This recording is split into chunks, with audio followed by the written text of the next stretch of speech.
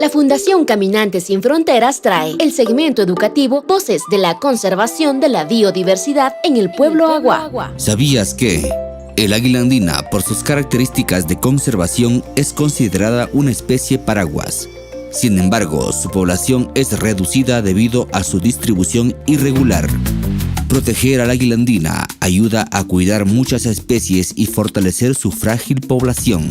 Es un mensaje de Voces de la Conservación con la colaboración de la Federación de Centros Agua del Ecuador, el apoyo del Fondo de Alianzas para los Ecosistemas Críticos y Fundación Futuro Latinoamericano.